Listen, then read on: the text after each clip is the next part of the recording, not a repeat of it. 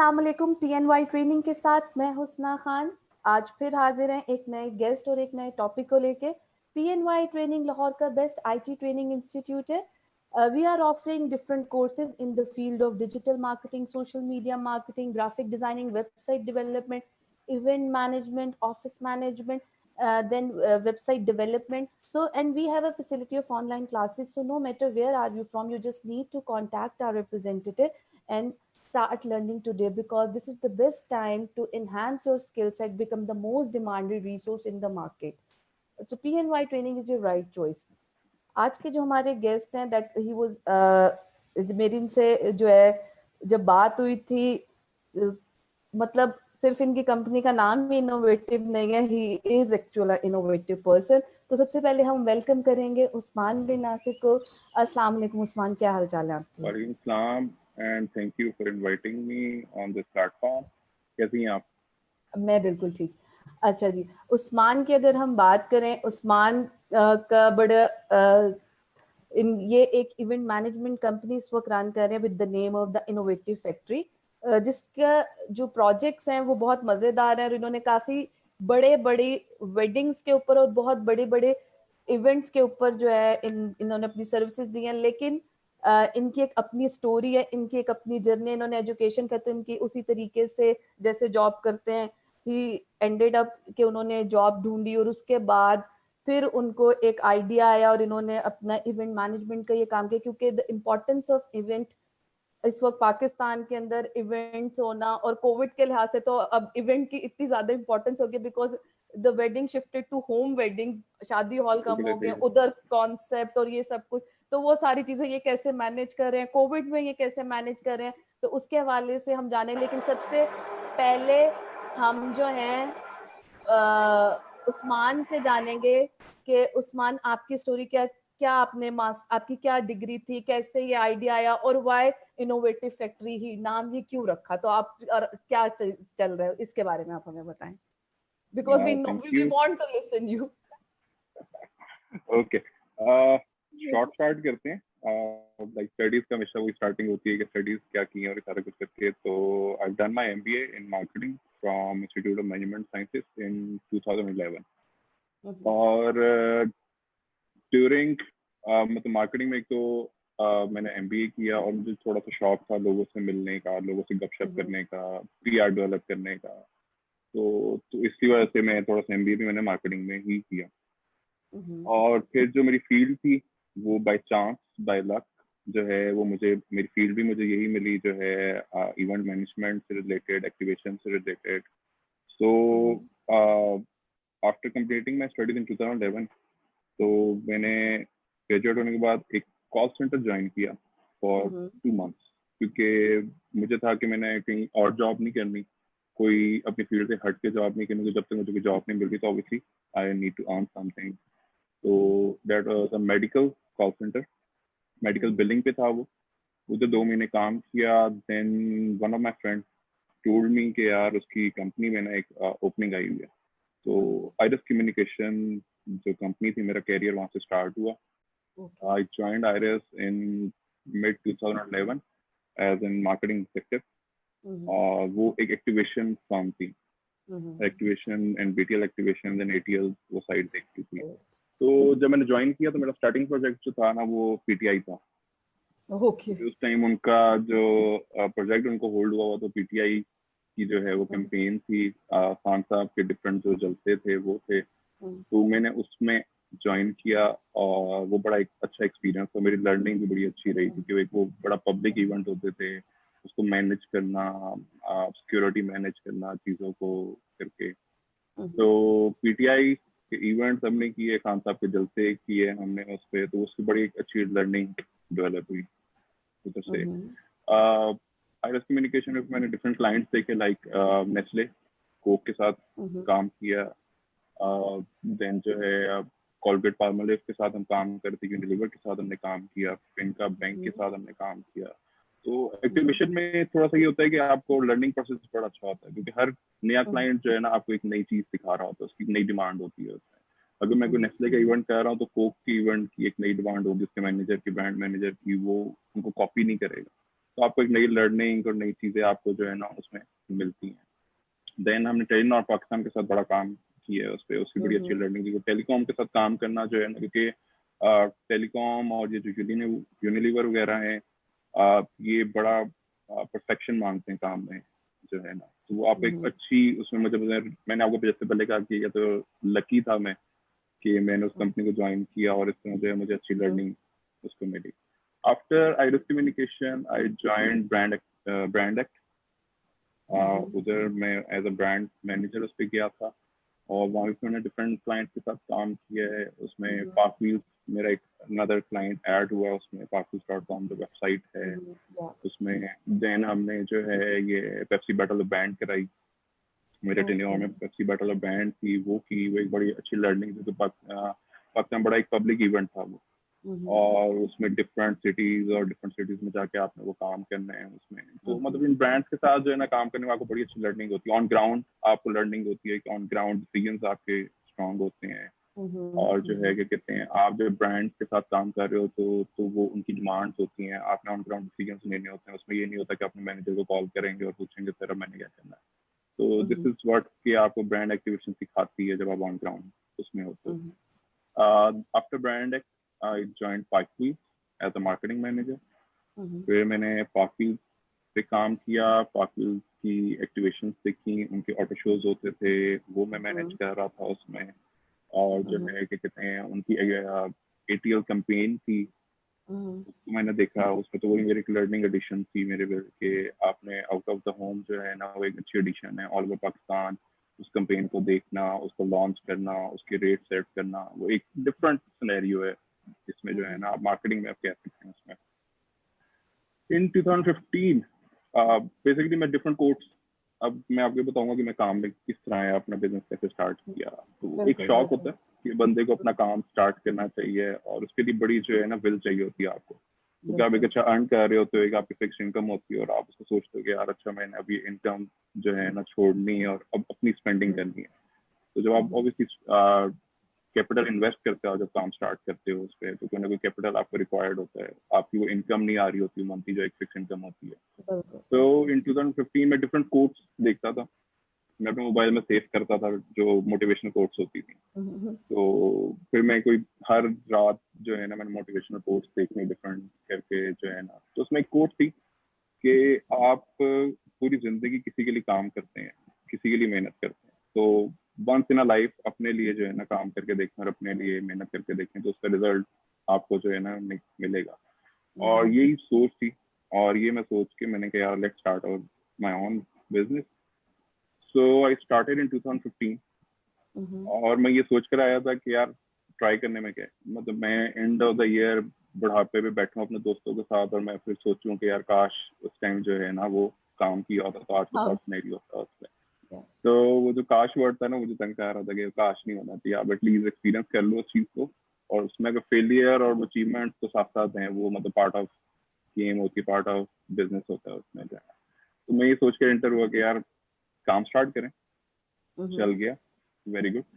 नहीं चलता तो आफ्टर ईयर आपके पास चांस है, मार्केट से आउट नहीं होता, वापस जॉब साइट पे आ सकते हो। अल्लाह का शुक्र है इन 2015 से लेकर टिल नाउ मैं काम कर रहा हूँ और अच्छा होता जा रहा है, बढ़ता जा रहा है, चीजें बढ़ती जा रही हैं और अच्छी होती जा रही हैं साथ साथ। नहीं माशाल्लाह आप काफी अच्छा काम कर रहे हैं, क्योंकि बहुत बड़े अच्छे डेकोर आपके आप इनका इंस्टा पे पेज है दी इनोवेटिव फैक्टर, उस पे जाके देखें आप इनका, बिल्कुल आप इनका काम देखें। और इन्होंने जिस तरह से शादियों को मैनेज किया और इन्होंने शादियों के अंदर डेकोर का एक कॉन्सेप्ट ही बदल दिया है, जो कि इनके पेज पे मैं भी फॉलो करती हूँ।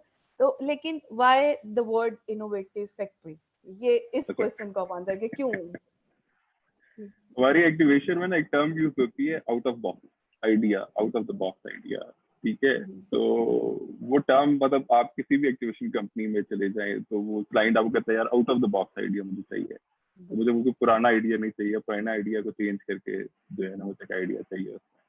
तो हम जो कंपनी का नाम सोच रहे थे कि यार कुछ इस तरह हो, डिफरेंट हो, थोड़ा सा देसी टच ना है, थोड़ा सा इंग्लिश भी हो, क्योंकि मेजर फोकस जब मैं बिजनेस स्टार्ट कर रहा था मेरा मेजर फोकस वेडिंग तो थी, लेकिन मेरा था कॉर्पोरेट इवेंट्स जो है ना उनको मैंने ज़्यादा टच करना है, क्योंकि कॉर्पोरेट जो है ना थ्रू आउट द ईयर आपका होता है, wedding is a seasonal thing, ठीक है, वो साल में मतलब 4-5 महीने रहती है, कॉर्पोरेट आपको थ्रू आउट द ईयर आपको काम देता है, उनसे डिफरेंट काम कर रहे हैं।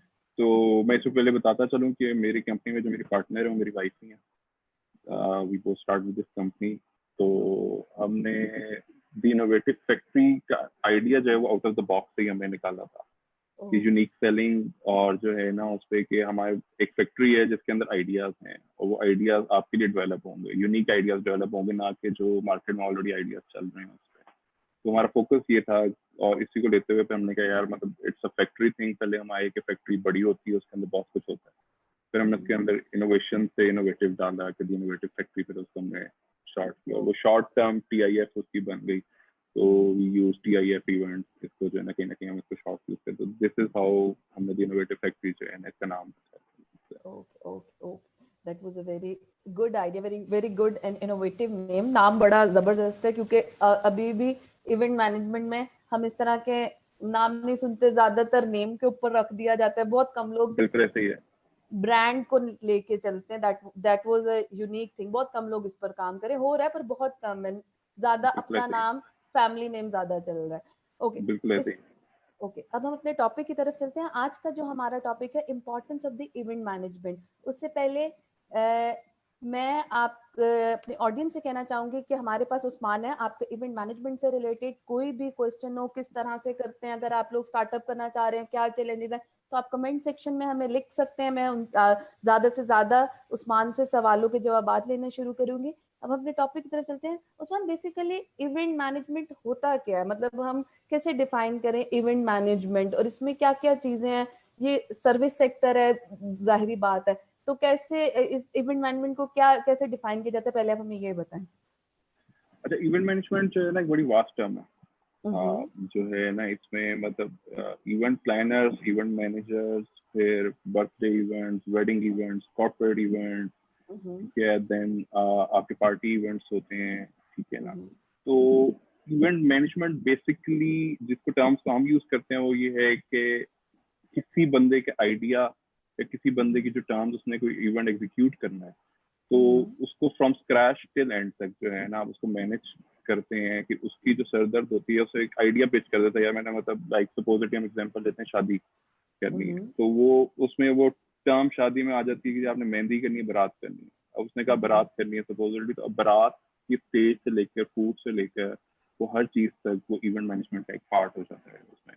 पाकिस्तान में इवेंट मैनेजमेंट जो है वो पहले बहुत कम थी, कंपनी के इन हाउस इवेंट मैनेजर्स होते थे जिनको यूटिलाइज करते थे, लेकिन उसमें पे टर्म वो जो है ना बिलिंग टर्म्स बड़े इश्यूज हो जाते थे, क्योंकि आपको वेंडर्स इंगेज करने पड़ते थे। और पाकिस्तान में हमारा इशू ये है कि हर वेंडर जो है वो रजिस्टर्ड नहीं है, ठीक है। अगर आप वेडिंग से बात करें तो फ्लावर वाला रजिस्टर्ड वेंडर नहीं है, ठीक है, वो किसी कंपनी के साथ डायरेक्टली काम नहीं कर सकता, वो डायरेक्ट GST बिल नहीं कर सकता, ठीक है। देन इट कम्स कि वहाँ जो है ना इवेंट प्लानर्स और इवेंट कंपनीज इंगेज होती हैं, जब आप कॉर्पोरेट के साथ अगर आप इंगेज होते हैं उसमें, तो उधर से अगर इसका स्कोप देखिए ना तो इसका स्कोप बहुत बड़ा है और अभी बहुत मार्जिन है एंट्री के और इस पे काम करने के पाकिस्तान में। क्योंकि हम अगर अपनी कंपैरिजन मार्केट देखें तो एशिया में तो इंडियन मार्केट आ जाती है आपकी, ठीक है, लेबनीज वेडिंग्स आ जाती हैं, ठीक है, और उन लोगों के जो एक्सपीरियंस है और जो उन लोगों के कल्चर डेवलपमेंट है उनकी बहुत डिफरेंट है। हमारे यहाँ कुछ चीजें जो है ना वो कल्चर की वजह से भी रह जाती हैं आके, कि ये यूं नहीं करना, ये यूं नहीं होना चाहिए करके, वो जो हमारे पेरेंट्स की सोच होती है चीजें करके इस तरह। तो लेकिन पाकिस्तान में अब ये बढ़ रही है चीज, और लोग जैसे नई जनरेशन आई है और वो उनके डिसीजन पावर्स उनके हैंड में आए हैं, वो होल्ड कर रहे हैं डिसीजंस को, तो तब से चीजें बेहतर होना शुरू हो गई हैं। आप आइडियाज वेलकम करते हैं उन्हीं आइडियाज को, वरना पहले होता था कि यार मुझे पिक्चर दिखा दें, मुझे यही चाहिए। अभी होता है कि हम कोई नई आइडिया डेवलप करके देते हैं। जब से 3D डेवलपमेंट्स आ गई हैं तो हम उसमें एक 3D सेट डिजाइन कर देते हैं, उनको स्टेज डिजाइन 3D डेवलप कर देते हैं, तो एक आपको पूरा इमेज जो है ना डेवलप हो जाता है। तो चीजें अब चेंज हो गई हैं और पाकिस्तान में एक अच्छा जो है ना मार्जिन है अभी इसमें प्ले करने का और इसमें आगे चीजें इंट्रोड्यूस कराने का जो है। ओके ओके, अच्छा, जब पाकिस्तान की अगर हम बात करें, अब इवेंट जो है वो चेंज भी हो गए पर्सपेक्टिव। अब शादी के भी बहुत ज्यादा इवेंट होते हैं, फिर आपकी बर्थडेज हैं और ये सब कुछ है। तो इसके अंदर जो मतलब थीम है और ये सब कुछ है, इसमें कैसे लोग जो है वो आपसे कनेक्ट होते हैं और किस तरीके से फिर ये सारी चीजें चलती है, क्योंकि अब ज्यादातर थीम और अब तो और भी तरह के इवेंट जैसे कि हेलोवीन्स भी हो रहे हैं, बिल्कुल ऐसी है। डिफरेंट कलर पार्टीज हो बेबी रही शावर्स हैं। ऐड हो गए क्या हैं, बड़े बिल्कुल। शावर्स ऐड हो गए हैं, देन ठीक है, वो बेबी पी वेलकम पार्टीज आ गई हैं, पीआर इवेंट्स फेयरवेल भी थोड़े नेक्स्ट लेवल पर हो गए हैं, पीआर इवेंट्स हो गए हैं, यस यू राइट। या तो ये जो इवेंट्स होते हैं जैसे कि इनकी हर एक की कैटेगरीज होती हैं, तो इसमें जो है ज्यादा जब आप फोकस कर रहे होते हैं तो आप किस चीज पर फोकस कर रहे होते हैं? बीइंग अ क्लाइंट अगर आपके पास आते हैं तो आप कुछ क्या चीज पे ज्यादा फोकस होता है कि हम कैसे लेके चलने वाले हैं, क्योंकि इसमें रिस्क भी देखिए उतना ही जो है। अब बिल्कुल है, पॉइंट ये है कि आपको ये पता होना चाहिए कि आपकी ग्रिप किस चीज में है। हम्म। जब आप उस सीट पे बैठे होते हैं, क्लाइंट आपके सामने होते हैं, तो क्लाइंट हम्म। हमेशा डिमांड करता है चीजें, आपको हम्म। पता होना चाहिए कि आप उसकी डिमांड फुलफिल कर सकते हैं या नहीं कर हम्म। सकते उसके, ठीक है। तो मतलब जो पहला पॉइंट जो हमारा फोकस होता है वो होता है कमिटमेंट का। हम्म। वंस आपने कमिट कर दी है तो वो इधर आप चाहे लॉस में कर रहे हैं, तो चाहे आपको उस पर लॉस हो गई, क्योंकि ऑब्वियसली इवेंट मैनेजमेंट जो है ना वो फेस टू फेस डीलिंग होती है उसमें। हम्म। उसमें आप जब कोच कर रहे होते हो तो हो सकता है आप कुछ सोच के रेट दे दो, लेकिन ऑन टाइम ऑफ एग्जीक्यूशन वो आपकी जो रेट है वो उसको मीट ही ना करे जो आपने कोट किया होता है ऑलरेडी। हम्म। तो जो पहली चीज होती है ना फॉर द इवेंट प्लानर्स वो है कमिटमेंट। हम्म। आपको अपनी चीज पे जो आप उसको पिच करने जा रहे हो या आप अपना जो काम स्टार्ट करने जा रहे हो उसकी ग्रिप होनी चाहिए आपको। आपको बैक एंड वर्किंग हम्म। आपकी बड़ी स्ट्रांग होनी चाहिए। आपको पता हो कि अच्छा अगर मैंने फ्लेक्स डिजाइन कराना है तो किधर से होना है, तो डिजाइन मैंने कहाँ से लेने हैं, मुझे डिजाइनर किस लेवल का चाहिए, हम्म। मुझे प्रिंटिंग कहाँ से करानी है, मुझे उसकी एग्जीक्यूशन कैसे करनी है, हम्म।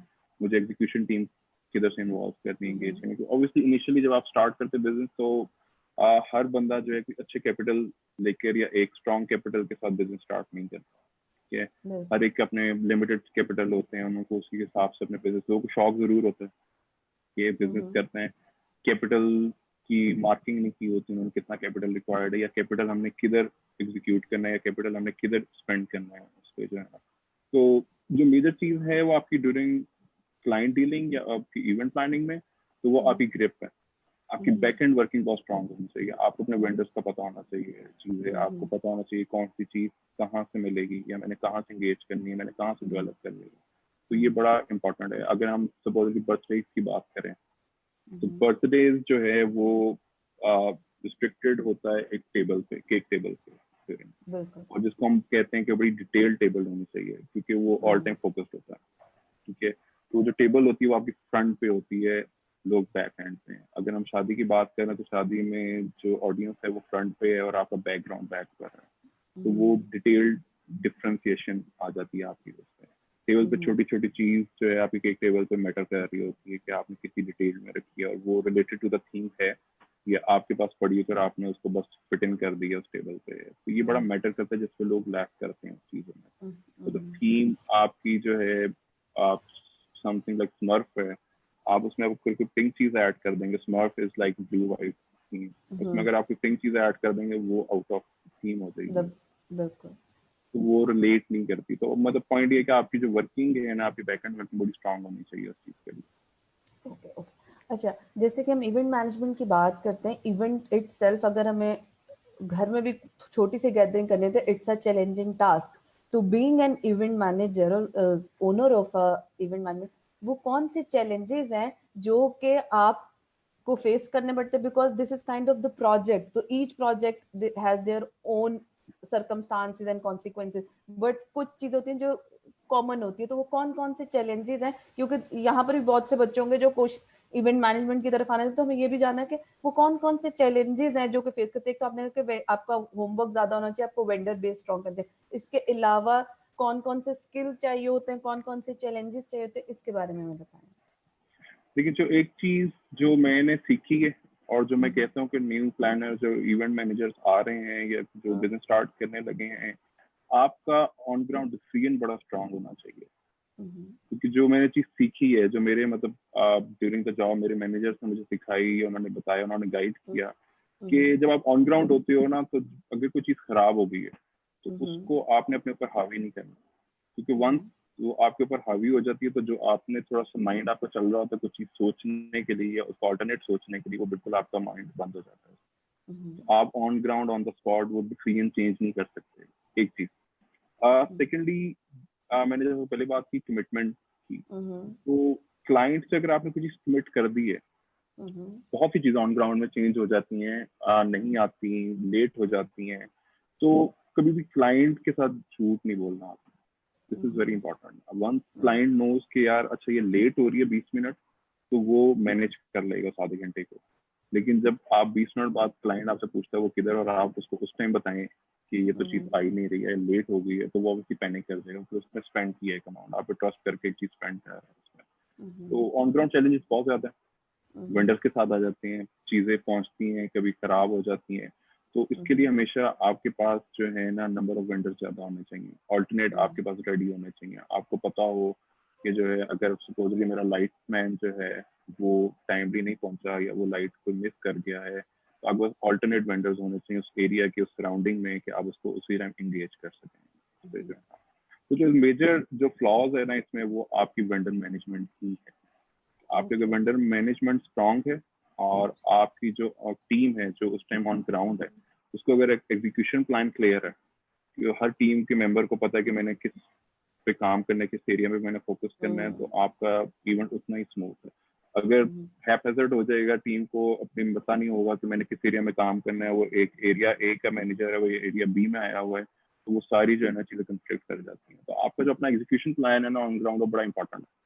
तो आप पहले प्री डेवलप करके अपनी टीम के साथ डिस्कस करके, क्योंकि हर बंदे के पास राइट होना चाहिए उस चीज को नो करने के लिए या आपको बताने के लिए कि हो सकता है ये चीज खराब हो, और जरूरी नहीं कि हर दफा आप ठीक हो सकता है कोई नया बंदा आपको कोई नई चीज बता देता है। तो मतलब मेरा पॉइंट ये है कि अगर आपको कोई छोटा सुपरवाइजर भी है ना, तो शायद आपको भी वो नई चीज कोई ना कोई सिखा देगा। तो आपको हर एक को राइट देना चाहिए, पॉइंट दें कि आपको चीज बताए, ऑन ग्राउंड प्लान डिस्कस करें बिफोर गोइंग ऑन एग्जीक्यूशन। आपका प्लान डिस्कस होना चाहिए, आपकी चेकलिस्ट ओके होने चाहिए कि आपके वेंडर्स ओके हैं, आपकी जो चेकलिस्ट है आपकी डबल चेक होने चाहिए। एक होता है कि वीक बिफोर आप चेक करते हैं कि यार ये लिस्ट है, दिस इज फाइन, फिर आप 2 डेज बिफोर चेक करते हैं, फिर इवेंट की एग्जीक्यूशन से एक दिन पहले रात को आप दोबारा चेक करते हैं। 3 पॉइंट 3 दफा जो आप चेक कर लेते हैं, तो मेजर रिस्क जो है ना वो आप कवर कर जाते हैं। सही।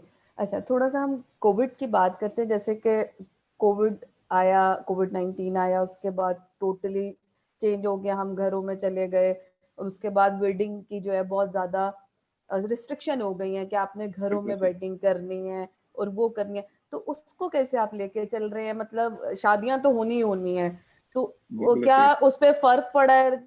बिजनेस कम हो गया है, या अगर हो रही है तो किस तरीके से हो रही है, कैसे मैनेज किया जाता है? क्योंकि देखें, जब आप एक शादी हॉल में कर रहे होते हैं या आप एक मार्केट में कर रहे होते हैं, तो you have a lots of space कि आप इवेंट को सिंक्रोनाइज कर सकते हैं, चीजों को सिंक्रोनाइज कर सकते हैं, लेकिन घर तो के अंदर आपके पास स्पेस लिमिटेड होती है, तो आप उसको कैसे मैनेज करें? बिकॉज आपके चैलेंजेस बहुत बढ़ रहे होंगे इसके लिहाज से। तो बिल्कुल बढ़ गए हैं कोविड में, क्योंकि ऑब्वियसली जब आपके पास एक स्पेस होती है ना ज्यादा, तो सपोजिटली हम बात करते हैं फॉर एग्जांपल कि एक 40 फीट का स्टेज है डिकोर का, ठीक है। अब एक मार्केट है, उसको 40 फीट से आपने 32 फीट पे लेकर आना इम्पॉसिबल थिंग, ठीक है। अब वही स्टेज पे क्लाइंट आपको पसंद करता है, वो कहते हैं मैंने घर में करना है फंक्शन, घर का स्पेस अगर हम निकाल लें तो शायद कनाल का ग्राउंड हो, ठीक है। तो उधर स्पेस अब आपने उसी स्टेज को जो क्लाइंट ने पसंद किया उसको आपने 20 फीट या 16 फीट पे लगाना है, दैट इज डिफिकल्ट। क्योंकि क्लाइंट की डिमांड ऐसी होती है कि मुझे जो चीज 40 फीट के स्टेज पे लगी हुई है मुझे 16 फीट पे भी चाहिए, ठीक है। तो ये पॉइंट है कि आपने फिर एजुकेट करना होता है क्लाइंट को, और नो डाउट कि डिफिकल्ट है चीजें। जैसे लास्ट टाइम रिस्ट्रिक्शन थी, तो कोई अगर इवेंट की वैन मूव कर रही है और कहीं वो पुलिस वाले हैं, वो चेक पोस्ट पे कहीं देखती है तो बंद हो जाती थी।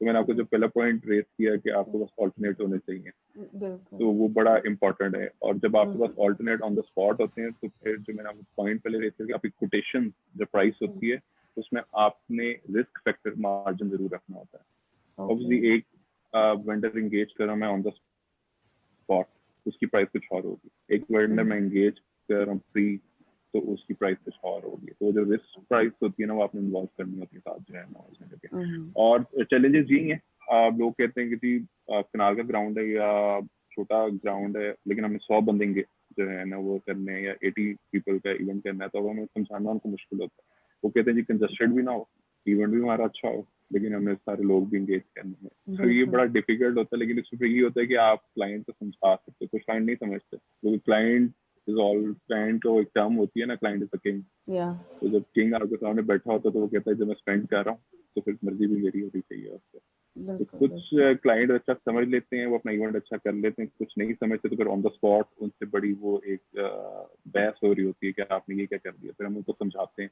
हमने आपको कहा था कि जो है ये आपका जो है इतना कंजस्टेड हो जाएगा या इतना लोग नहीं आएंगे। तो कोविड ऑब्वियसली डिफिकल्ट है, बिजनेस ओवरऑल डिस्टर्ब हुए हैं, और जी इस जी।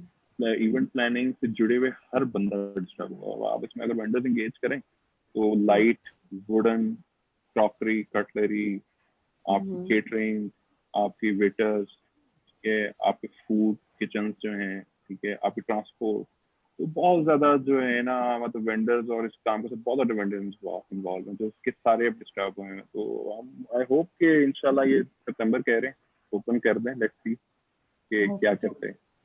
Okay, we hope for the best. अच्छा, जैसे कि अगर कोई जो है यूनिवर्सिटी स्टूडेंट है, क्या वो अपनी यूनिवर्सिटी इवेंट मैनेजमेंट जो है, क्या कोई भी यूनिवर्सिटी का स्टूडेंट अगर स्टार्ट करना चाहे तो उसे किस तरीके से स्टार्ट करना चाहिए? इधर फर्स्ट दे गो कि मतलब क्या क्या जरूरी चीजें हैं कि अगर, क्योंकि यूनिवर्सिटी के स्टूडेंट होते हैं, सबसे पहले जो एक बिजनेस आइडिया आता है उसमें ज्यादातर इवेंट मैनेजमेंट कंपनी ही आती है, ये बड़ा नॉर्मल सा है। जो तो क्या करना चाहिए, वो तब उन यूनिवर्सिटी स्टूडेंट को आप क्या समझते हैं कि क्या चीजें हैं जो कि आपने सीखी और आप गाइड करना चाहेंगे कि ये होमवर्क करके आना अगर इस इंडस्ट्री में तुम आ रहे हो? मैं जब यूनिवर्सिटी में था तो मैं स्पोर्ट्स सोसाइटी का प्रेसिडेंट था हम्म यूनिवर्सिटी में। तो हम्म उसके हमारे स्पोर्ट्स कालाज होते थे, उसको मैनेज किया। ऑब्वियसली वो उस लेवल पे मैनेज नहीं होते थे, क्योंकि एक लिमिटेड फंड के साथ आपने उसको यूज करना होता था, और वो हम्म लिमिटेड एरिया आपने उस पर काम करना होता था। लेकिन जो ये इंडस्ट्री है, तो हम्म ये इंडस्ट्री बहुत बड़ी है, और इसमें हम्म बहुत से प्लेयर्स ऑलरेडी हैं और एंटर हो रहे हैं। कुछ सक्सीड हो हम्म जाते हैं, कुछ जो है वो माइनस हो जाते हैं उस पर। तो मैं ये रिकमेंड करूंगा कि आपने before starting your own business, hmm आप एटलीस्ट कहीं एक्सपीरियंस करें उसका। हम्म आपका एक्सपीरियंस होना बहुत जरूरी है, इसलिए आपको जॉब करें, लर्न करें, ताकि आप डिफाइन कर सकें कि आपने किस तरह के इवेंट मैनेजमेंट में आना है। इसमें आपको बिल्कुल बताया कि कॉर्पोरेट इवेंट्स हैं, बर्थडे बिल्कुल इवेंट्स हैं, वेडिंग्स हैं, फिर बिल्कुल। फेयरवेल पार्टीज हैं, वेलकम पार्टीज हैं, ये हर चीज डिफरेंट है उसमें। या तो आपको पहले डिफाइन ये होना चाहिए कि आप किस तरह की इवेंट प्लानर बनना चाह रहे हैं। तो आप अगर कहीं जॉब करेंगे तो आपको एटलीस्ट अपनी स्ट्रेंथ जो है ना वो आपको पता लगती है, और अपनी वीकनेस पता लगती है, जिसको आप कवर अप कर सकते हैं जब आपने बिजनेस में आएंगे। अगर किसी बंदे ने जॉब ना की हो, एक्सपीरियंस नहीं होगा उसको, उसको ऑन ग्राउंड बिल्कुल। रियलिटी नहीं पता होंगी उसको कि जो है ऑन ग्राउंड रियलिटीज क्या है। और इनिशियली हमारे जो इशू है जो हमारे यहाँ स्टूडेंट्स में, कि उनको होता है कि जब हम यूनिवर्सिटी से निकलें या हम कहीं जॉब करें तो हमें कोई 15-20 हज़ार रुपया फॉरन मिलना चाहिए, 25 हज़ार रुपये की हमें सैलरी जो है ऑफर होनी चाहिए, हमारे एक्सपेंस हैं।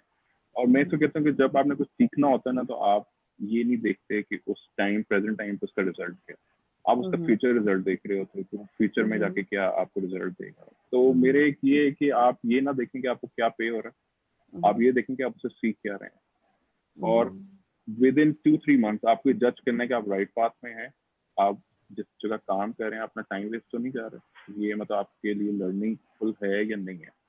तो ये बड़ा इंपॉर्टेंट है। जो मैं चाहूंगा कि यूनिवर्सिटी में भी आप इवेंट्स करते हैं, वो सिनेरियोस कुछ और होते हैं, वो लिमिटेशंस कुछ और होती हैं जब आप ऑन ग्राउंड आते हो, जब आप क्लाइंट्स के साथ होते हो, क्योंकि उस टाइम यूनिवर्सिटी में एरर पे आपको कोई कुछ नहीं बोलेगा, वो कवर अप हो जाएगा।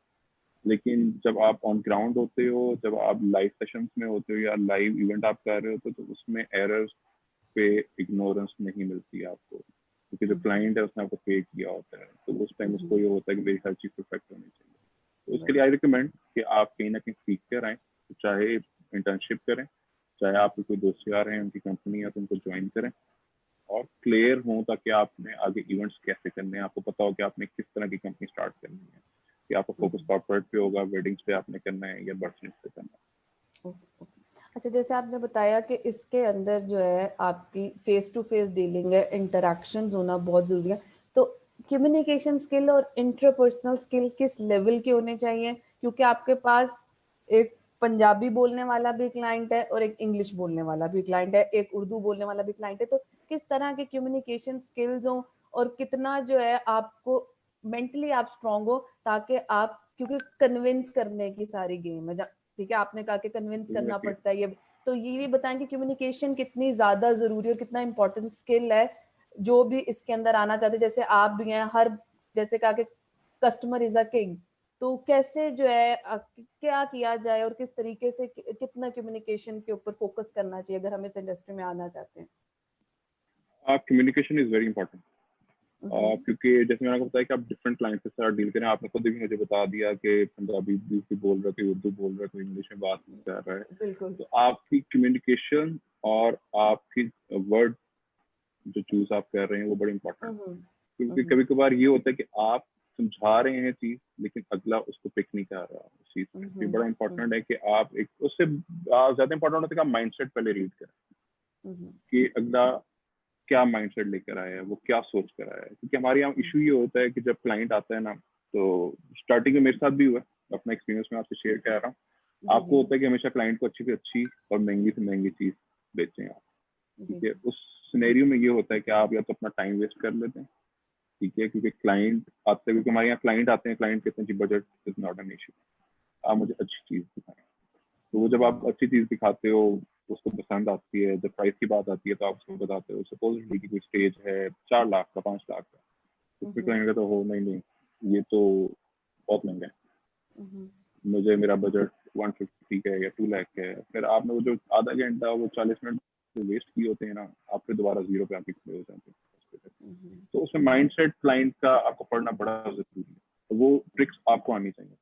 जैसे आई यूज के मैं अब ये करता हूँ कि क्लाइंट आया है, उसको महंगी चीज से स्टार्ट करता हूँ, महंगी चीज से लाते लाते उसको थोड़ी सी नॉर्मल और लो बजट चीज दिखाता हूँ। फिर क्लाइंट का एक माइंडसेट समझ आ जाता है कि वो जहाँ ये नो करता है ना, फिर आपको समझ आ जाती है अब आपने कौन सा फोल्डर ओपन करना है, उसको कौन सी लाइन अप या कौन से स्टेजेस या कौन सा डिकोर आपने उस पर दिखाना है। ये बड़ा इंपॉर्टेंट है कि आप कम्युनिकेशन, अब अगर हम बात करें कॉर्पोरेट में, तो कॉर्पोरेट में ऑब्वियसली आफ्टर अ मीटिंग आपने ऑन ईमेल आपकी सारी कम्युनिकेशन हो रही होती है, क्योंकि कॉर्पोरेट इज लाइक ये रिटर्न, आपको हर चीज उसमें होती है, उसमें कोई जुबानी कलामी कुछ भी नहीं है, ठीक है। और शायद आप जब मीटिंग करने जाएं तो आपके सामने 4-5 लोग बैठे हैं, हर एक का डिफरेंट क्वेश्चन, डिफरेंट लैंग्वेज और डिफरेंट तरीके से उनकी क्वेश्चन हैं। तो वो आपको बड़ा इंपॉर्टेंट है कि आप उसमें कम्युनिकेशन स्किल्स जितने अच्छे होंगे उतनी अच्छी तरह आप उनको टैकल कर सकते हैं, उनको समझा सकते हैं, अपना पॉइंट दे सकते हैं उसमें। तो ये बड़ा इंपॉर्टेंट है, communication is very important in this business. Okay, अच्छा, अब मेरा अगला क्वेश्चन ये है कि रोल ऑफ टेक्नोलॉजी आईटी, मतलब आईटी कह लें या डिजिटल मार्केटिंग कह लें या आईटी ही हम कह लें, इवेंट मैनेजमेंट में रोल ऑफ आईटी अब कितना ज्यादा जरूरी है या इसकी कितनी इम्पोर्टेंस है, इसके बारे में आप बताएं कि कितना ज्यादा अब इवेंट मैनेजमेंट है उसकी डिपेंडेबिलिटी टेक्नोलॉजी की तरफ जा चुकी है या क्या रोल है इन दोनों का आपस में कनेक्शन के? मैं अब कहूँगा कि event management without digital is zero. अगर आप सोशल मीडिया पे नहीं है तो आप बिजनेस आपका जो है ना वो ऑन ग्राउंड है ही नहीं। तो आपकी प्रेजेंस नहीं है सोशल मीडिया पे ना, तो आपको समझा कि बिजनेस की प्रेजेंस ही नहीं है, क्योंकि वो इजीनेस उसकी थोड़ी सी इस तरह ऐड हो गई है कि अगर मैं सोशल मीडिया में अपना पेज या अपनी प्रोफाइल मैनेज कर रहा हूँ, ठीक है, कोई भी क्लाइंट मुझसे डिमांड करता, पहले ये होता था कि हमने एक पीपीटी बनाई होती थी या पीडीएफ बनाई होती थी, वो भेज रहे हैं, ईमेल कर रहे हैं, क्लाइंट चेक कर रहा है, उससे फीडबैक दे रहा है। तो और पीडीएफ में आप हर चीज नहीं ऐड कर सकते, हर तरह की काम अपना ऐड नहीं कर सकते, आपने लिमिटेड काम दिखाया होता है, टू द पॉइंट दिखाया होता है, ताकि वो एक कवर अप हो जाए, क्योंकि क्लाइंट के पास इतना टाइम नहीं होता कि वो पूरी डिटेल की पीडीएफ आपकी देखे। तो अब सोशल मीडिया में ये है कि if you are managing your page, तो आपने जस्ट एक लिंक शेयर करना है उसके साथ, और वो थ्रू आउट आपकी प्रोफाइल को जो है ना वो देखता जाएगा, तो उसका एक आइडिया हो जाएगा कि आप कहाँ स्टैंड कर रहे हैं। देन सोशल मीडिया पे जो रिव्यू सेक्शन है वो उसको और पॉजिटिव कर देता है अगर आपके रिव्यूज अच्छे हैं, तो वो आपके लिए बेटर भी है कि क्लाइंट जब आपके साथ दोबारा बात करेगा, इंट्रैक्शन करेगा, तो एक स्ट्रॉन्ग माइंड के साथ आएगा कि यार अच्छा मैंने इसका पेज भी देख लिया, इसके काम से सेटिस्फाई हूँ, इसके रिव्यूज अच्छे थे, मैं उससे भी सेटिस्फाइड हूँ। तो वो जो आपकी डील क्लोजर होता है ना वो ज्यादा स्ट्रॉन्ग हो जाती है उसमें। तो विदाउट डिजिटल या विदाउट सोशल मीडिया तो अब आप एग्जिस्ट ही नहीं करते अगर आपने नहीं बनाया। मतलब आप ऑब्वियसली, मैंने अपना काम अपनी कंपनी बाद में रजिस्टर कराई थी, मैंने अपना सोशल मीडिया पेज पहले बनाया, तो ये बड़ी इंपॉर्टेंट है चीज जो है, आपको शोकेस करना पड़ता है क्योंकि क्लाइंट की डिमांड होती है। बिल्कुल ऐसे ही। ओके, अच्छा, दूसरा मेरा एक और आपसे सवाल है कि जैसे कि ये है कि पर्सनालिटी, जैसे कि you having a personality, personality किस तरीके की होनी चाहिए कि दूसरे को परस्यू कर दे, because first impression is your last impression, आप बोलते भी नहीं डेफिनेटली आपका इम्प्रेशन बन जाता है, तो किस तरह का पर्सनालिटी होनी चाहिए, क्योंकि ये मैटर करता है कि how you dress up, being a event management company, आप किस तरीके से आपका स्टाफ मीट एंड ग्रीट करे, तो ये चीजें कितनी जरूरी हैं? ये बहुत इम्पोर्टेंट है। और मतलब हर उस इवेंट कैटेगरी में ना फर्क है ये, ठीक है। हम बात करें कॉर्पोरेट की, तो कॉर्पोरेट में आपको अच्छा सूटेड बूटेड होके जाना चाहिए, ठीक है, कि आप ड्रेस पैंट ड्रेस शर्ट पे हो, या आपकी अपीयरेंस बहुत अच्छी होनी चाहिए उसमें, ठीक है, प्रॉपर शेव्ड हो जब आप मिलने जा रहे हैं, क्योंकि वो आपने बात की कि first impression is the last impression, तो बड़ा इंपॉर्टेंट है कि जब आप उस सीट पे बैठ रहे हो ना, तो आपको एक चांस दिया जा रहा है उसमें उस सीट से आगे बढ़ने के लिए, ठीक है। फिर हम अगर बात करें वेडिंग्स में, तो वेडिंग्स में आपको थोड़ा सा लो होना पड़ता है चीजों को करके। कुछ एक्सपीरियंसेस मेरे साथ हुए हैं।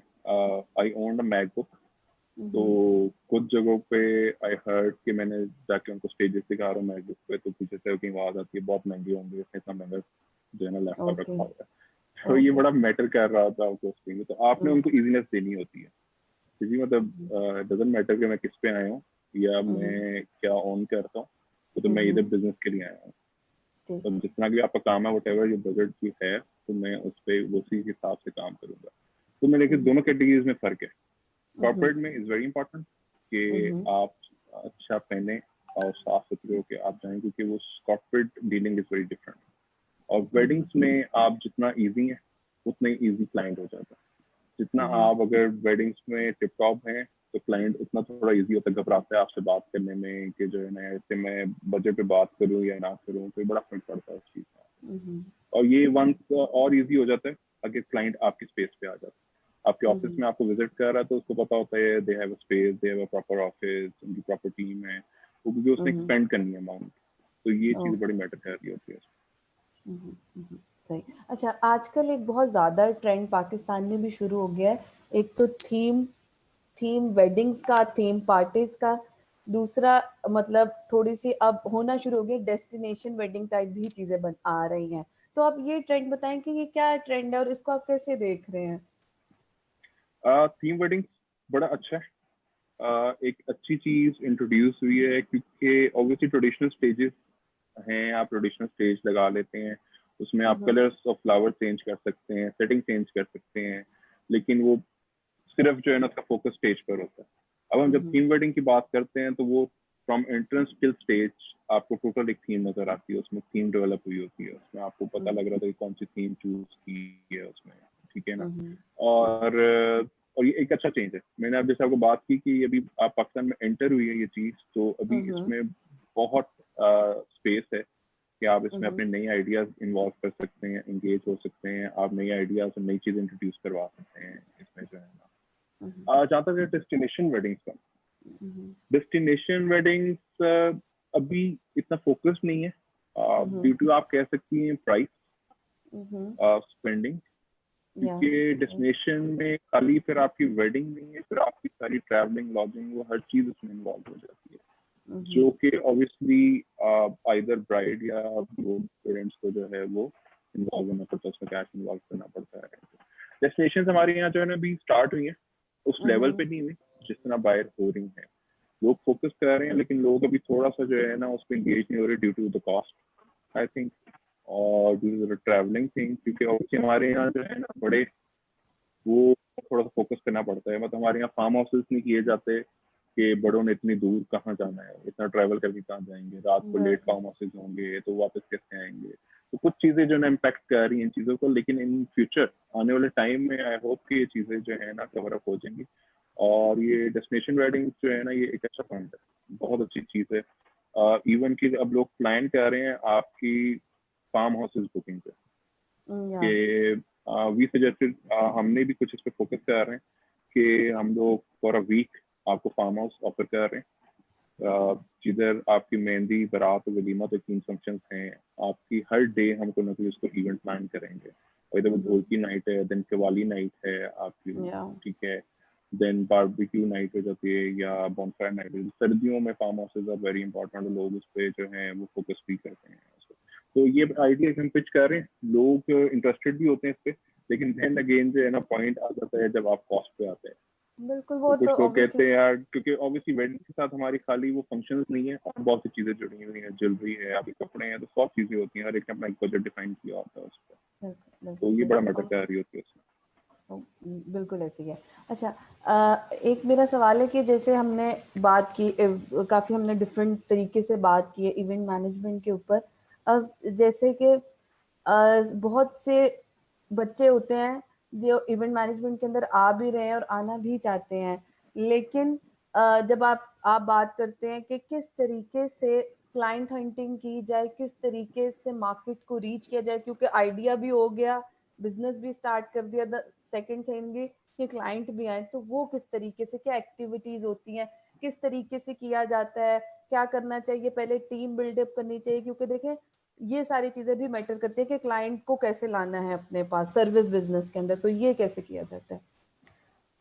इसमें बड़ी टर्म हम यूज करते हैं कि आपका जो पहला क्लाइंट होता है ना, वो या तो आपके दोस्त होते हैं या आपकी फैमिली वाले होते हैं, क्योंकि ये वो लोग होते हैं जो आप उसे ट्रस्ट कर सकते हैं इनिशियली आपकी काम देख के। और ये बड़ा एक अच्छा पॉइंट होता है अगर आपकी फैमिली से अपने दोस्तों के इवेंट से स्टार्ट कर रहे होते हैं, क्योंकि उसमें मार्जिन ऑफ एरर्स आपके दोस्त इग्नोर भी कर सकते हैं, या आपकी फैमिली इग्नोर भी कर सकती है कि कोई नहीं इसने स्टार्ट किया है, अप्रिशिएट करते हैं, कुछ फैमिलीज नहीं करती। लेकिन जैसे मैं अगर बात करूँ तो जब मैंने कंपनी स्टार्ट की तो I started with birthday events.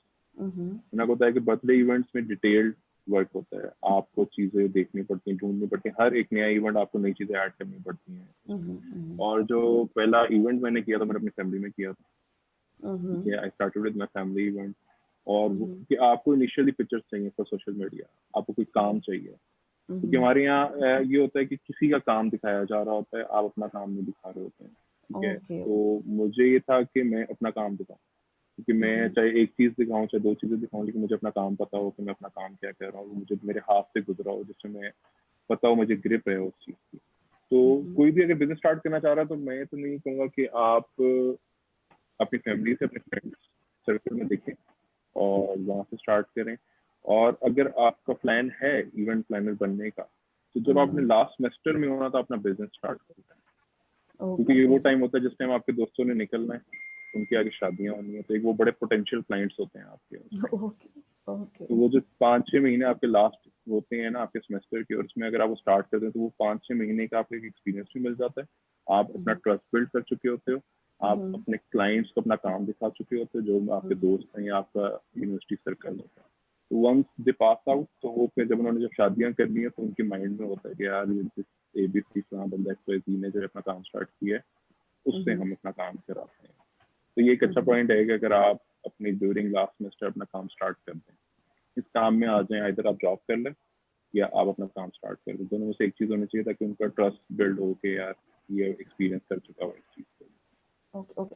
अच्छा, अब मेरा क्वेश्चन है कि फीमेल्स के लिए, जैसे आपकी वाइफ आपके साथ काम कर रही हैं, तो ये जो event management industry, because females are a good administrator and multitaskers होती हैं फीमेल्स, ये कहा जाता है कि मल्टीटास्कर होती हैं, ये है भी। तो जी बिल्कुल ऐसे है। तो आप मुझे बताएं कि फीमेल्स के लिए स्पेसिफिकली ये इंडस्ट्री कितनी ज्यादा जो है फ्रेंडली है या लुक्रेटिव है, या उनके आने के चांसेस क्या हैं, अगर लड़कियां मतलब फीमेल स्टार्ट करें, नॉट अबाउट द लड़कियां, फीमेल स्टार्ट करना चाहे तो क्या उनकी एंट्री आसान है? क्योंकि ऑब्वियसली हर इंडस्ट्री में अभी पाकिस्तान के अंदर उतनी एक्सेप्टेंस नहीं है, तो क्या रेशियो है इस तरह की एक्सेप्टेंस की, या फीमेल आना चाहे तो इसके बारे में भी बताएं, क्योंकि we have a female audience, एक बहुत बड़ा चंक है जो कि घर के फंक्शन हमेशा फीमेल्स ही, शादियां लड़कियां ही प्लान करती, लड़के नहीं प्लान करते। बिल्कुल ऐसे ही है। अभी अगर आप मार्केट में देखिए ना, तो हमारे मैक्सिमम अब आप कह सकते हैं फीमेल इवेंट प्लानर्स हैं, फीमेल बर्थडे प्लानर्स हैं। बर्थडे प्लानर्स में हमारे मैक्सिमम फीमेल इंगेज हैं, और अब वो आहिस्ता आहिस्ता जो है वेडिंग प्लानर्स प्लानिंग में भी आ रही हैं, और वो एक अच्छा रेशियो है उसमें, आप कह सकते हैं कि फीमेल का जो है उसमें। और पॉइंट ये है कि कोई भी आना चाहे फीमेल इस पे, तो जो पहली चीज है ना, डेट इज उनको बैक एंड सपोर्ट होनी चाहिए, ताकि वो अपने इजी माइंड के साथ जो है ना बिजनेस कर सकें। ठीक है। अगर बैकएंड सपोर्ट ना हो तो वो आप इजी माइंड नहीं होंगे ना, तो आप फोकस नहीं कर सकेंगे अपने बिजनेस में। फील्ड डिफिकल्ट नहीं है। जितने भी अगर आप मार्केट में वेंडर्स कंसीडर करें तो उनको पता है कि फीमेल्स के साथ कैसे काम करना है और रिस्पेक्ट के साथ काम करना है, तो उनके लिए इसमें एंटर होना मुश्किल नहीं है। यस, उनको थोड़ा सा बेनिफिट और एज ये हो सकता है, दे आर मोर क्रिएटिव हम लोगों से, क्योंकि उनकी थॉट लेवल्स बड़े डिफरेंट होते हैं। वो चीजें जो सोचती हैं वो कर भी सकती हैं, वो समझा भी सकती हैं। क्योंकि शादी आप कहीं भी मीटिंग करने जाएं तो वो ये होता है कि जी बेटी को बता दें, तो बेटी की शादी है, बेटी को पता होना चाहिए क्या लग रहा है। तो फीमेल टू फीमेल जब इंटरेक्शन होता है ना, तो वो ज्यादा इजी और कंफर्टेबल हो जाता है उस चीज में, आप अच्छे तरीके से उसको समझा सकते हो। तो मैं तो इसको बिल्कुल कहूंगा कि फीमेल्स को आना चाहिए। इजी है मार्केट, डिफिकल्ट नहीं है। टाइम टेकिंग ऑब्वियसली हर बिजनेस होता है, डिसअपॉइंट नहीं होना, और हर फील्ड में अच्छे बुरे लोग होते हैं। आपने इंगेज करना है कि आपने अपनी लिमिट सेट करनी है कि कौन सी लिमिट पे रह के आपने काम करना है मार्केट में। दैट इज वेरी इंपॉर्टेंट, क्योंकि वंस आपने लिमिट सेट कर देते हैं तो लोगों को पता होता है कि दिस इज द लिमिट, और इनसे इसी लिमिट तक बात करनी है, उससे ऊपर नहीं बात हो सकती है, इस लिमिट से ऊपर हम काम नहीं कर सकते उस पर। Very important. और market is very friendly for females, वो आए और इस पे काम करें, और अच्छा पोटेंशियल है। अच्छा, उस्मान, आपने बात की थी कि बहुत से वेंडर होते हैं वो रजिस्टर नहीं होते या इस तरह की, तो मुझे बताएं कि अब हमारी इवेंट मैनेजमेंट जो इंडस्ट्री है वो भी स्ट्रक्चर्ड हो रही है, और कि मतलब स्ट्रक्चर्ड एक प्रॉपर सिस्टमैटिक इंडस्ट्री के अभी भी यहाँ पर ऐसे है कि जैसे कि मतलब मैं आपको बताऊं कि नॉर्मल के जैसे पुराने जैसे शादियां हुआ करती थी कि भाई बुला लो, ये हमारा खानदानी नाई है जी, बैठ गया वही टेंट लगाएगा, मतलब दिस काइंड ऑफ, अब हमारे पेरेंट्स की ऐसे शादी हुई है। तो अब आप मुझे बताएं कि ये इंडस्ट्री कितनी स्ट्रक्चर हो चुकी हुई है, because this is also matter a lot for everybody, कि अब इंडस्ट्री का स्ट्रक्चर होना कितना जरूरी है, तो इसके बारे में बताएं। मैं जब इवेंट इंडस्ट्री की बात करता हूँ ना, मैं इसको दो हिस्सों में डिवाइड करता हूँ। एक मैं करता हूँ कॉर्पोरेट सेक्टर, और एक मैं वेडिंग सेक्टर को डिस्कस करता हूँ। जो कॉर्पोरेट सेक्टर है उसको आप कह सकते हैं कि उसमें स्ट्रक्चर्ड चीजें हो गई हैं उसमें करके, ठीक है, क्योंकि उसमें अब इट इज इम्पोर्टेंट कि आपकी अगर कंपनी रजिस्टर्ड है तो आपके मैक्सिमम वेंडर्स जिनके साथ रेगुलर काम कर रहे हैं वो भी रजिस्टर्ड होने चाहिए। वो थ्रू चेक आपको through accounts, through company accounts payments होनी चाहिए उसमें। लेकिन स्टिल अभी भी इसमें थोड़ा सा भी है, चीजें स्ट्रक्चर्ड इतनी नहीं हुई जितनी आप कह सकती हैं, लेकिन अच्छी हो गई हैं। अब आपके वेंडर्स रजिस्टर्ड होना शुरू हो गए हैं। दे नो कि उन्होंने जब टैक्स पे करना है तो ऑब्वियसली फिर हम रजिस्टर्ड इनवॉइस करें, हम जीएसटी इनवॉइसेस करें उसको, क्योंकि हम जब आगे जीएसटी इनवॉइसेस कर रहे हैं तो हमने शो करना था कि हमने वेंडर्स भी जीएसटी इंगेज किए हैं उसमें। तो आप कह सकते हैं कि हाँ, कॉर्पोरेट में 50% स्ट्रक्चर्ड हो गया, 50% स्टिल अभी जो है ना अनस्ट्रक्चर्ड चल रहा है, जिसमें कैश पेमेंट्स चल रहे हैं। अब हम बात करते हैं वेडिंग्स में। तो वेडिंग्स में जीरो स्ट्रक्चर्ड है, वेडिंग्स में भी स्ट्रक्चर्ड नहीं है बिल्कुल भी, क्योंकि वेडिंग्स में एक तो इन केस क्लाइंट रेडी होता है आपको पे करने के लिए थ्रू चेक या आपके अकाउंट में, तो ऑब्वियसली ही और शी नीड टू पे the tax amount, the sale tax amount, क्योंकि ऑब्वियसली आपकी कंपनी रजिस्टर्ड है।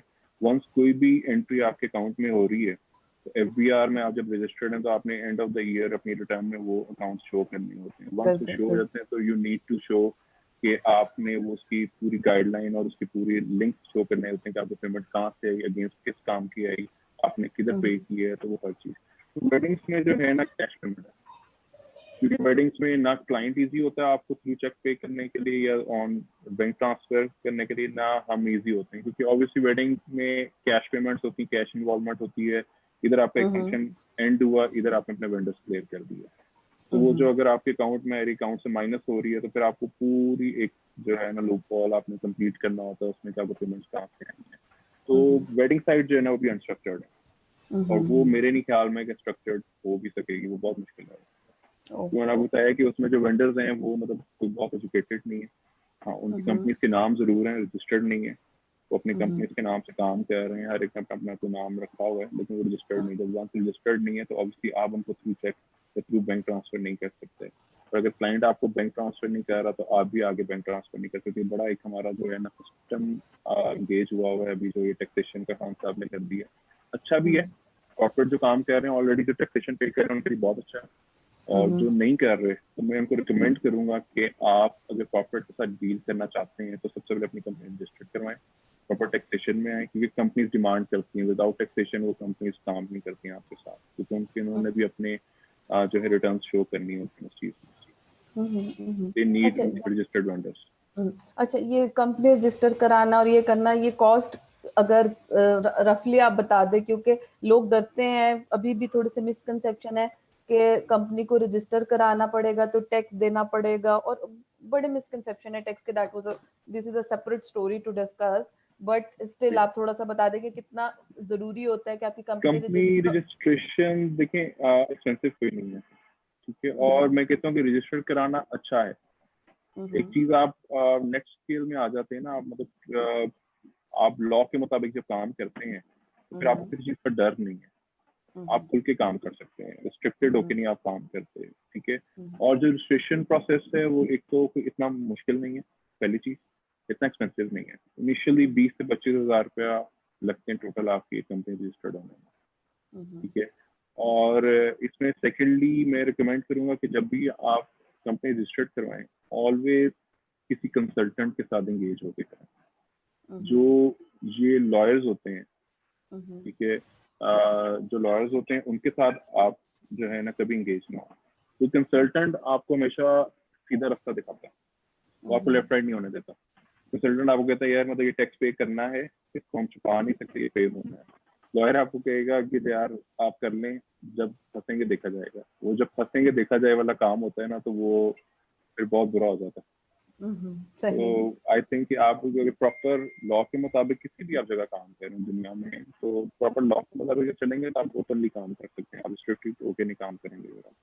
सही हो गया। अच्छा उस्मान, जैसे कि हमने डिस्कशन की, तो अब हम आपसे थोड़ा सा एक छोटा सा हमारा रैपिड फायर राउंड होता है वो खेलेंगे, लेकिन उससे पहले मैं कहूंगी कि आप इस टॉपिक को सम अप कर दें, ताकि जो है कुछ की पॉइंट्स के बाद फिर अपने एक छोटी सी गेम की तरफ चलते हैं। जी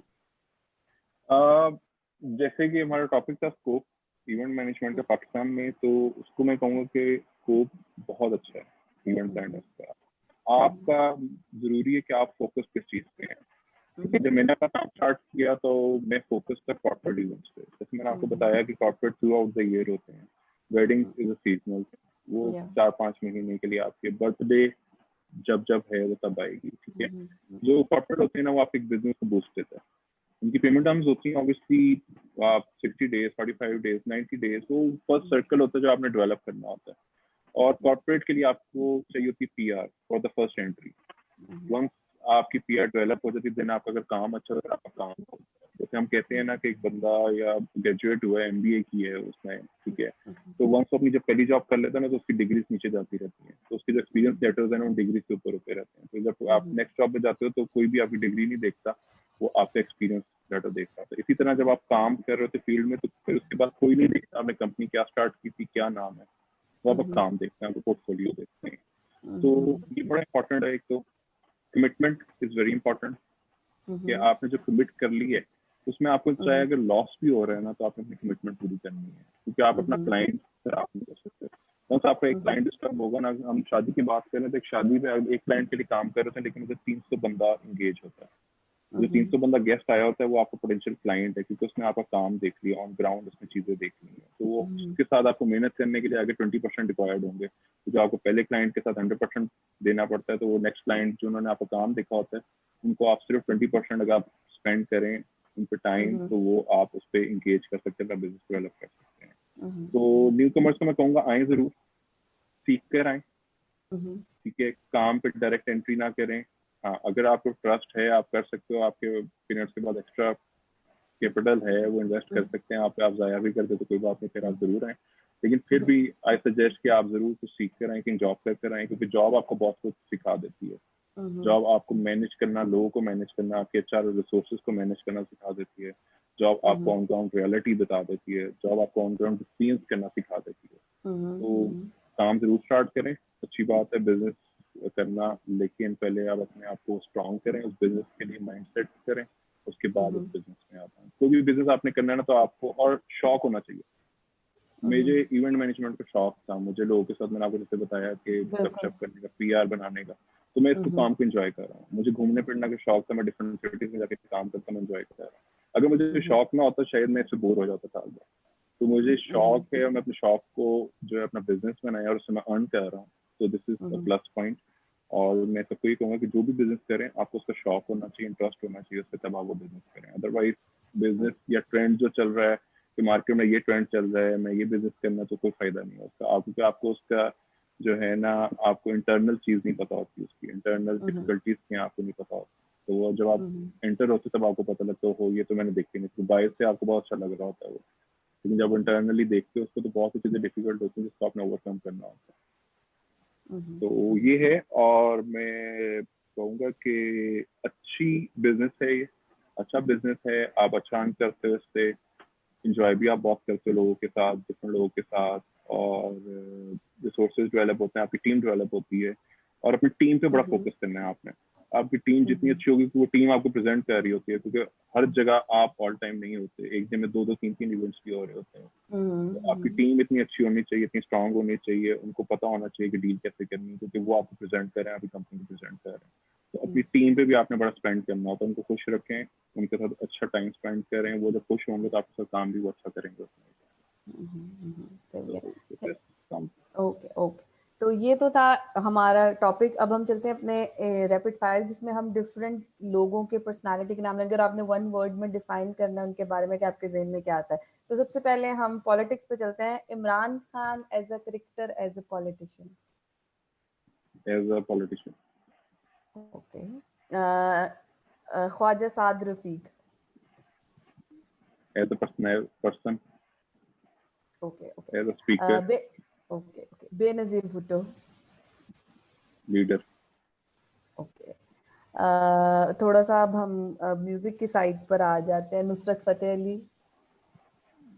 सोल, इंटरनल सोल ओके आपकी जो है ना जुगाड़ जागड़ कर देते हैं। Okay. Atif Aslam. New generation singer. Okay okay. अगर हम बात करें अपनी, क्या कहते हैं, ड्रामा इंडस्ट्री की, जैसे कि इवेंट्स होते हैं उसके मेरा अंदर देखता नहीं वैसे। ओके ओके, चले, वैसे ही पता ही होता है। मैं drama industry, I am not also found of watching drama, Pakistan dramas. जैसे कि मायरा खान। अच्छी एक्ट्रेस है। Okay okay. अच्छा, अगर हम बात करें थोड़ी सी हमारे जैसे कि बहुत अच्छे अच्छे राइटर्स और स्कॉलर्स रहे हुए, जैसे कि अभी कमेंटेटर भी थे, तारिक अजीज साहब। ट्रू पाकिस्तानी। ओके। इसी तरीके से हमारे इशफाक अहमद, जो कि आपको नॉलेज देने वाले, मतलब उनकी जो शायरी है उसमें बहुत सी चीजें आप सीखते हो जिंदगी के लिए जो है ना, तो लर्निंग है उनकी शायरी में। Okay okay. अच्छा, उस्मान, आप लाइफ को कैसे डिफाइन करते हैं? For you what is life? मेरे लिए ना जिंदगी बहुत छोटी सी है कि ओके। जो है ना, और उसको जितना आप इंजॉय कर सकते हैं ना उतना इम्पोर्टेंट है। जो चीज आपको खुश रखती है ना वो करें, ताकि आपको कभी जो है ना ये ना रहे कि यार मैंने ये नहीं किया, तो आप वो करें। उसमें सक्सेस होना या फेलियर होना वो बात की बात है, लेकिन आप जब एक दफा कर लेंगे तो आपको, क्योंकि जब तक आपने नहीं किया होता ना तब तक आपको होता है कि यार मुझे रिजल्ट नहीं पता। जब आप कर लेंगे तो आपको पता लगेगा कि आपकी अपनी स्ट्रेंथ क्या है। तो जिंदगी मेरे लिए ये है कि जितना एंजॉय कर सकते हैं ना उसको एंजॉय करें। ओके। अच्छा, माँ, मदर, ये रिलेशन को आप कैसे डिफाइन करते हैं अपनी लाइफ में? टीचर, क्योंकि वो एक चीज होती है जिसमें आपको अप्रिशिएट भी करना है। कुछ आपकी खराब चीजें होंगी उसको भी बताएगी, क्योंकि और वो सच बताएगी, क्योंकि और कोई सच नहीं आपको बताएगा। आपके दोस्त यार आपको सच नहीं बताएंगे, आपके टीचर्स आपको सच नहीं बताएंगे, लेकिन माँ जो है ना वो आपको सच बताएगी कि जो अच्छा है वो अच्छा है, जो बुरा है वो बुरा है। तो वो एक जो है ना आपका मिरर है, क्रॉस मिरर है, कि जो चीज़ आप में अच्छी है ना वो आपको क्लियर नजर आएगी उसमें क्या चीज़ है। Okay okay. चलिए, इसी के साथ हमारा ये छोटा सा एक है कि हम थोड़ा सा उस्मान को जाने, other than his professional life. अच्छा उस्मान, जैसे कि आपने कहा कि आप कोर्स वगैरह पढ़ते थे और ये करते हैं, तो जैसे कि हमारी ऑडियंस जो वो ज्यादातर जिस तरह की यूथ है, तो आपकी कोई रिकमेंडेशन हो कि किस तरह की, अगर आप कोई बुक रिकमेंड करना चाहें, कोई टॉक शो या कोई भी आपके ज़हन में हो कि इस चीज को आपको सुन लेना चाहिए या देख लेना चाहिए, इट्स मोटिवेट यू, क्योंकि मोटिवेशन बहुत जरूरी होती है किसी भी काम को करने के लिए, तो उसके वो आप प्लीज हमारी ऑडियंस को रिकमेंड करें। एक बुक है पुअर डैड रिच डैड, हम्म वो जरूर पढ़ें। हम्म उसमें बड़ी एक अच्छा आपको लाइफ लेसन है कि आपने अपनी लाइफ को इन्वेस्ट कहाँ करना है और चीज़ों को आपने लेके कैसे चलना है। अगर आप गरीब है, डजंट मैटर, आप अमीर हो सकते हैं, आप अपने आप को बिल्ड कर सकते हैं। तो एक तो वो जरूर पढ़ें। देन एक मूवी है the founder, it's about McDonald, कि वो इसलिए जरूर देखें कि आपको पता चलेगा कि आप अपने बिजनेस में ना कोई वीक पॉइंट नहीं रखना होता। आपने ट्रस्ट नहीं करना किसी पे चीजों को लेकर, आपको अपना पता होना चाहिए कि आप कितना स्ट्रांग हो। क्योंकि लोग जब आप बिजनेस में आते हैं, कहीं भी आते हैं, तो लोग आपको डिमोटिवेट भी करते हैं, कुछ आपको मोटिवेट भी करते हैं। डिमोटिवेट करने वाले लोग ज्यादा होते हैं, लेकिन आपको ट्रस्ट होना चाहिए अपने ऊपर कि आपकी स्ट्रेंथ क्या है। तो वो मूवी जरूर देखें, द फाउंडर, और ये बुक जरूर पढ़ें, पुअर डैड और रिच डैड जो है ना, ये बहुत अच्छी है। अच्छी आपको लर्निंग है उसमें जो है।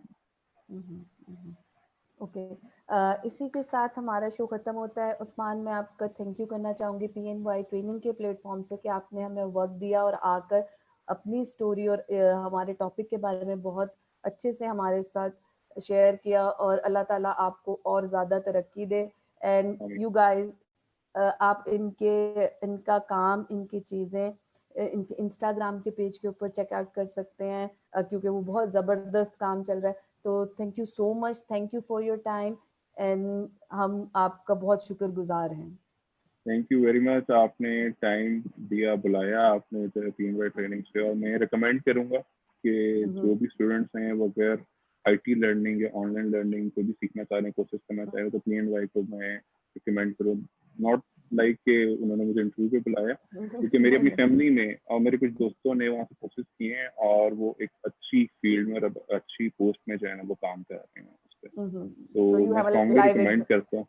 लाइव बिल्कुल एक्सपीरियंस है। मैं आपको पहले एक चीज कही कि चीज क्लियर होनी चाहिए आपकी। जरूरी नहीं है कि आप किसी की तारीफ करें ना, तो अगर उसकी चीज कोई बुरी है ना, वो भी आपको मुंह पे बता दी सही हो। बिल्कुल बिल्कुल। तो मैंने आपको एक लाइव एक्सपीरियंस बताया कि मेरे अपने कजन से, मेरे कुछ दोस्तों ने जो है इधर से ट्रेनिंग दी है और अब वो अच्छी जगह काम कर रहे हैं, अच्छी पोस्ट पर है। तो ये एक अच्छा इंस्टीट्यूट है, आप ज्वाइन करें। और आपके सीखने पे देखिए, इंस्टीट्यूट आपको सिर्फ सिखाएगा, आपके सीखने में आप कितना अच्छा सीख सकते हैं, वो आपको प्रैक्टिस नहीं करा सकते। तो चीजें आपने खुद प्रैक्टिस करनी है, तो आपके अपने स्किल्स डेवलप खुद करने होते हैं आपने उस पर। दैट्स इट, और थैंक यू वेरी मच, आपने टाइम दिया, बुलाया, इसमें जो एक चांस दिया लोगों से बात करने का, इसका जो है ना। और मैं एक और बताना चाहूंगा कि मैं द इनोवेटिव फैक्ट्री ऑन करता हूँ, मैं मैनेज कर रहा हूँ thermo studio. That's a different technology जिसमें हम थर्मोपोल से स्कल्पचरिंग कर रहे हैं। थर्मोपोल मटेरियल को यूज करते हुए हम स्कल्पचर्स बना रहे हैं और डिफरेंट लेटर्स और सेट्स डेवलप कर रहे हैं। तो उसको भी फॉलो जरूर करिएगा, और उधर भी आपको डिफरेंट और नई चीजें नजर आएंगी जो है ना, पाकिस्तान में नई चीजें होते हुए जो। ओके ओके ओके, तो do check them out in Thermo Studio and और the innovative Factory, because these are the ये लोग हैं जो कि मतलब एक आप कहते हैं ना out of the box, obviously ये उस फ्रेज को बड़ा अच्छे से फुलफिल करते हैं। इसलिए नहीं कि मैं इनका इंटरव्यू कर रही हूँ या ये this is the separate thing, क्योंकि जब मैंने इनको रीच आउट किया था, मैंने इनको डायरेक्ट रीच आउट नहीं किया था, मैंने इनके काम को देख के इनको रीच आउट किया। तो दिस इज वो एक अलग चीज थी। या तो thank you so much Usman, thank you for your time. इसी के साथ मुझे हुस्ना खान को इजाजत दें, फिर हाजिर होंगे PNY ट्रेनिंग के प्लेटफॉर्म पे एक नए गेस्ट, एक नए टॉपिक को लेकर। देखें, आपने जो भी करना है सोच समझ कर करें। हर फील्ड में अच्छा या बुरा एक्सपीरियंस है, इट्स डिपेंड अपॉन योर कि आपकी स्ट्रगल, आपकी डिटर्मिनेशन और आपकी कमिटमेंट कितनी अच्छी है। तो आज के जो हमारे गेस्ट थे उन्होंने भी हमें इस चीज के ऊपर फोकस कराया कि कमिटमेंट इज अ की टू सक्सेस और कमिटमेंट इज अ की टू एवरी बिजनेस। तो इसी के साथ इजाजत दें, अपना ख्याल रखें। पाकिस्तान जिंदाबाद। अल्लाह हाफिज। अल्लाह हाफिज।